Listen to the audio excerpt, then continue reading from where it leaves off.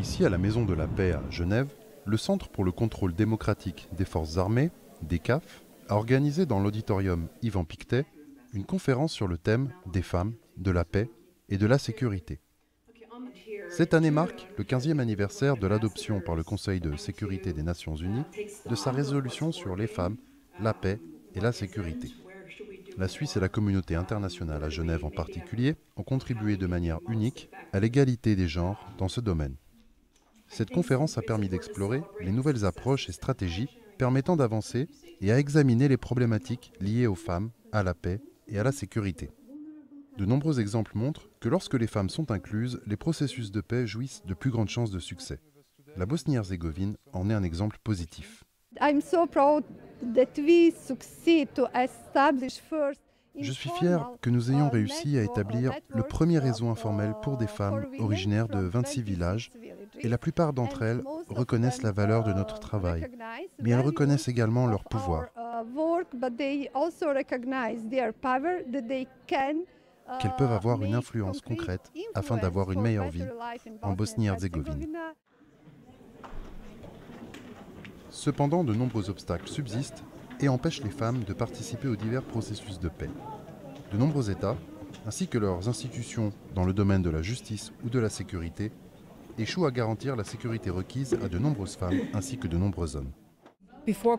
Avant, pendant, mais aussi après un conflit, parce que l'idée selon laquelle il y a un droit à violer des femmes et à commettre des abus ou violences sexuelles est une chose enracinée dans nos sociétés. Ce combat est donc un combat pour l'égalité entre les sexes de manière large.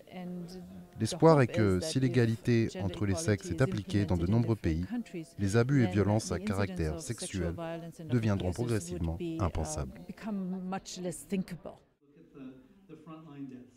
Michel Vetet, représentant permanent adjoint de l'Ordre souverain de Malte auprès des Nations Unies à Genève, a participé à cette conférence.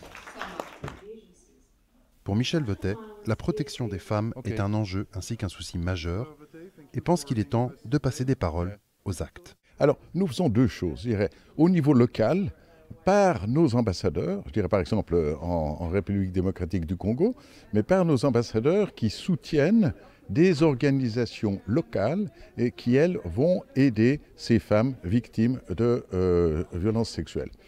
Et puis le deuxième niveau, c'est au niveau diplomatique, où que ce soit à Genève, à New York ou ailleurs, l'ordre promeut, si je peux dire, une meilleure protection de ces femmes, que ce soit en droit international humanitaire, droit des réfugiés ou droit de l'homme tout court, promeut cette protection. Et c'est indispensable d'avoir justement cette promotion, d'avoir, je dirais même une pression, même si c'est une pression douce, à l'égard des gouvernements, parce que eux seuls peuvent utiliser les moyens militaires, policiers et judiciaires pour poursuivre les auteurs de ces crimes abominables et pour prévenir ces crimes et pour protéger efficacement ces femmes.